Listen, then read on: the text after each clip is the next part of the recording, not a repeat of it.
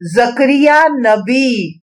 خوف کے اس دور میں حوصلہ افزائی کرنے والے حجی کے علاوہ ایک اور نبی بھی تھا، زکریا۔ بچوں مل کر کہو، زکریا۔ زکریا نے حجی کے 2 ماہ بعد نبوت شروع کی۔ اگرچہ زکریا بھی ہیکل کی تعمیر کے سلسلہ میں لوگوں کی ہمت افزائی کرتا رہا، مگر خدا نے اسے ایک اور کام سونپا۔ حجی کی نبوت ایک استاد کی طرز پر تھی، وہ لوگوں کو زیادہ تر غور و خوض پر اکساتا رہا کہ ماضی میں ان کی بے چارگی کے کیا اسباب تھے۔ غور و خوض کریں، زمین کیوں اجاڑ تھی اور فصل کیوں نہیں تھی۔ مگر زکریا، خدا نے اسے رویا دکھائی۔ خدا نے عام مادی دنیا سے ہٹ کر روح کی دنیا کے نظارے اسے دکھائے، اپنی رضا بتائی اور آنے والے شاندار دنوں کی آس جگائی۔ دونوں نبیوں کا زمانہ ایک ہی تھا، مگر خدا کی طرف سے نجات اور آنے والے دنوں کی تابناکی کے اظہار کے لیے انداز جدا تھے۔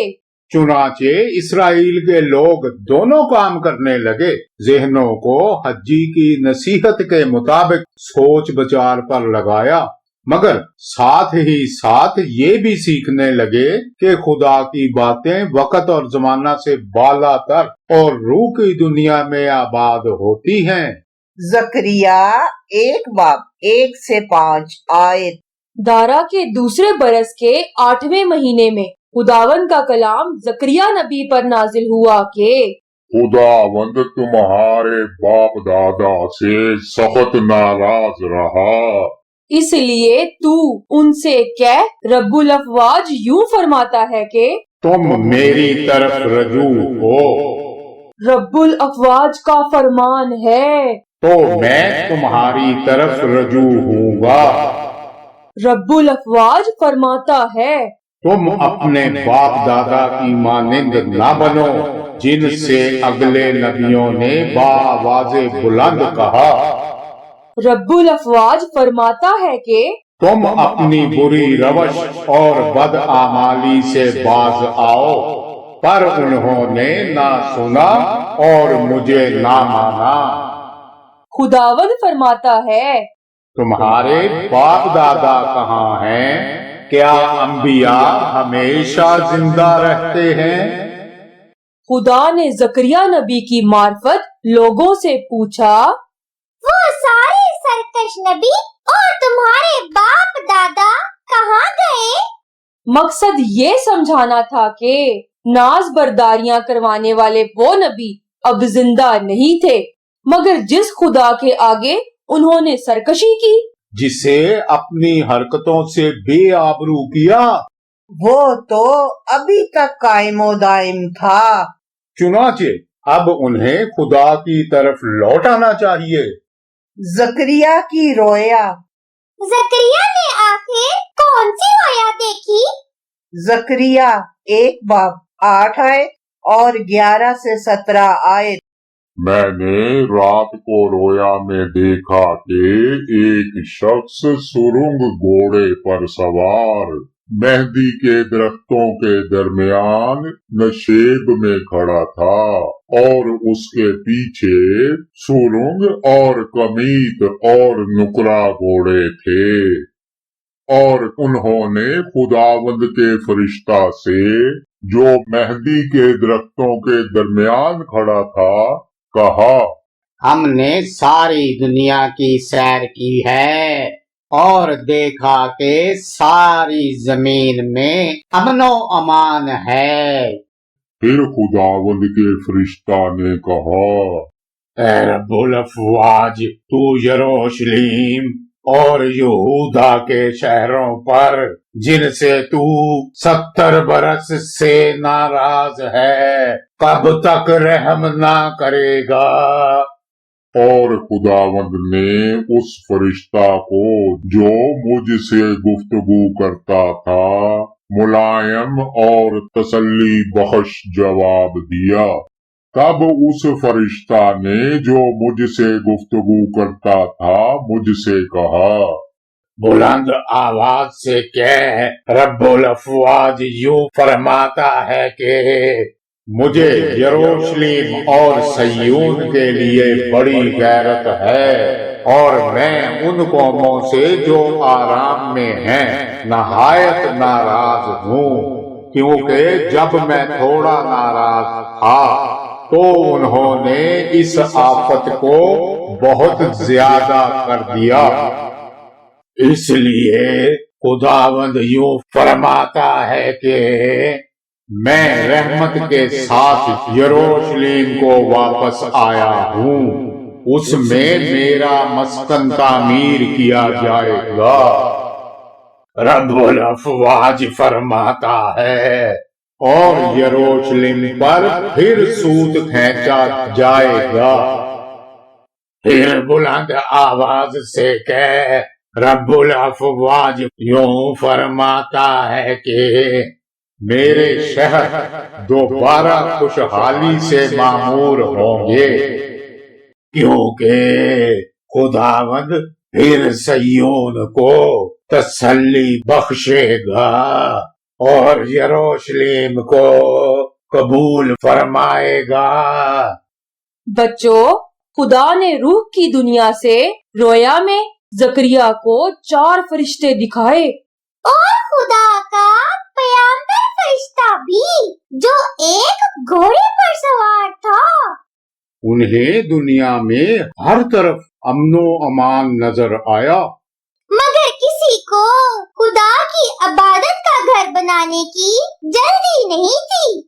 तब फरिश्ता ने खुदा से पूछा, तू यरूशलेम और यहूदा के शहरों पर कब तक रहम न करेगा?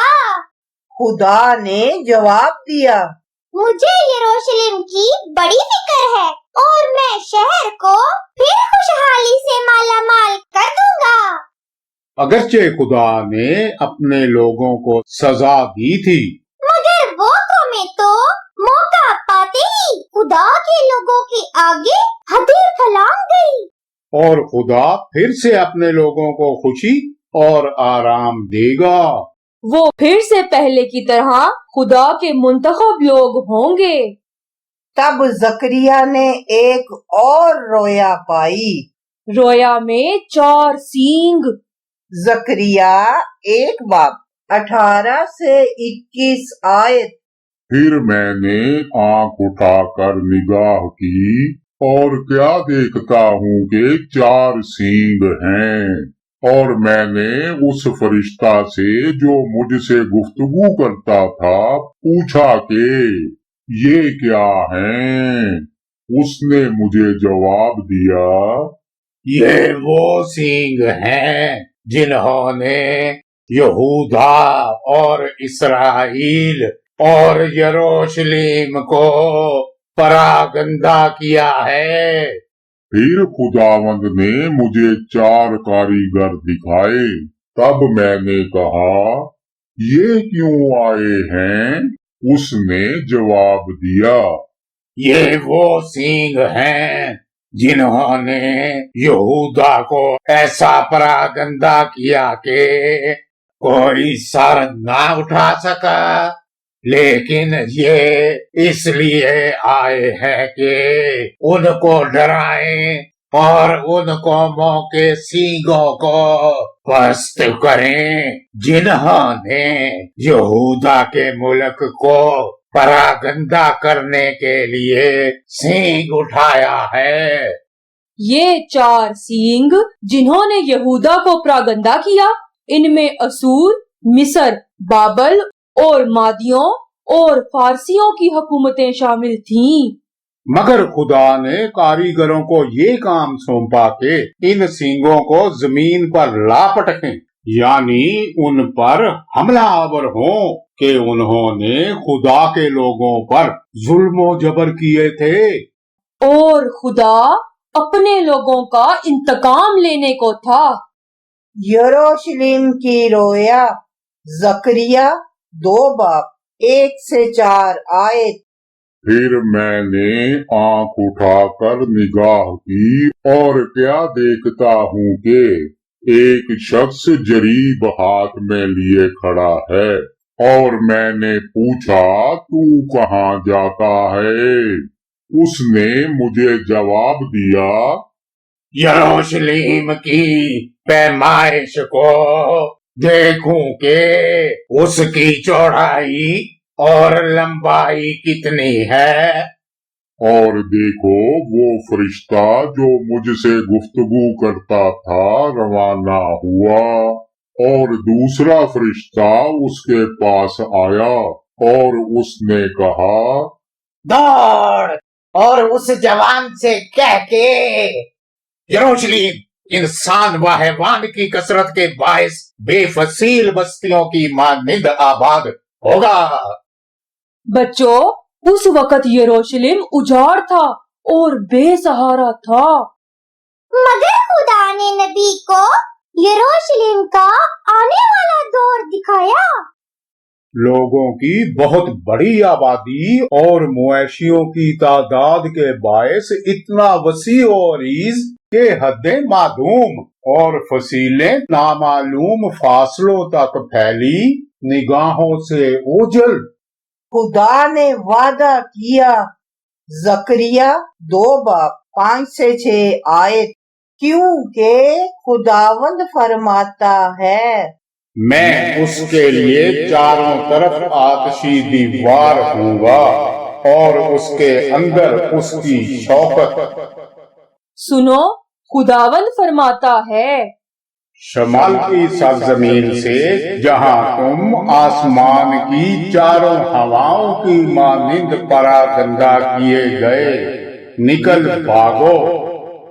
खुदावंद फरमाता है, जकरिया 2:8-9 आयत, क्योंकि रब्बुल अफवाज जिसने मुझे अपने जलाल की खातिर उन कौमों के पास भेजा है जिन्होंने तुमको गारत किया, यूं फरमाता है कि जो कोई तुमको छूता है मेरी आंख की पुतली को छूता है, क्योंकि देख मैं उन पर अपना हाथ फैलाऊंगा और वो अपने गुलामों के लिए लूट होंगे।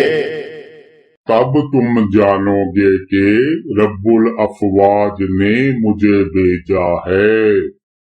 बच्चों, शाह बाबल ने यरूशलेम को आग से जला डाला। खुदा के कायम व दायम जाहो जलाल को अपनी दानिस्त में रौंद डाला।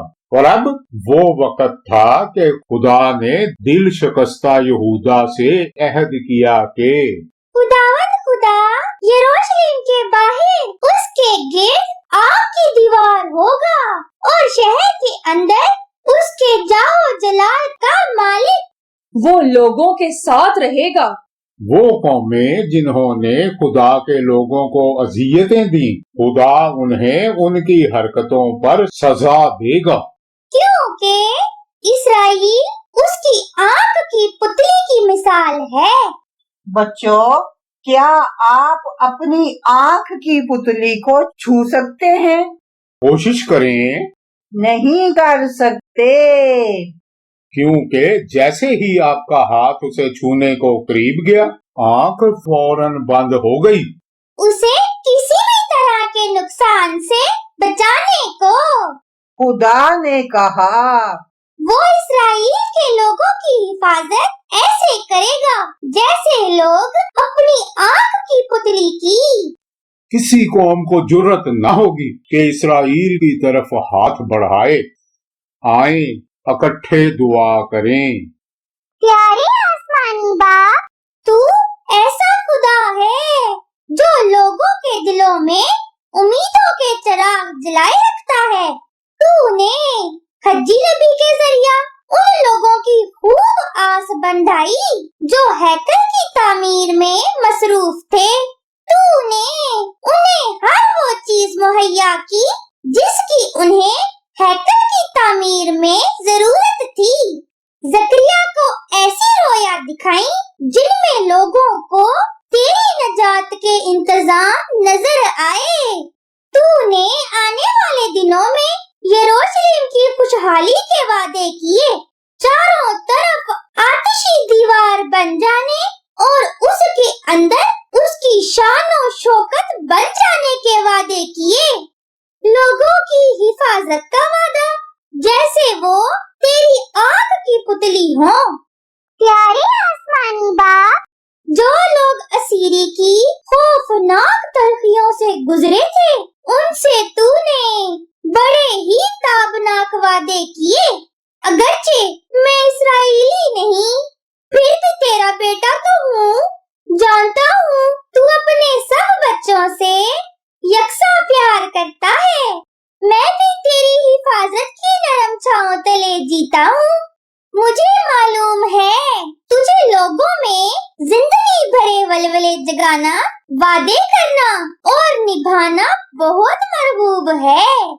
प्यारे आसमानी बाप, तेरा शुक्र हो, तू अगरचे बिगड़े दिल सरकश बच्चों की इस्लाह के लिए तरबियत की तलखियों से गुजारता तो है, मगर बाद में संभालता भी तू ही है। आसमानी बाप, तेरे बच्चे कहलाना कितनी उम्दा और जबरदस्त बात है। यीशु के नाम में आमीन। बाइबल की याद करने की आयत। वो सदा झिड़कता ना रहेगा, वो हमेशा गजबनाक ना रहेगा। ज़बूर 103:9 आयत।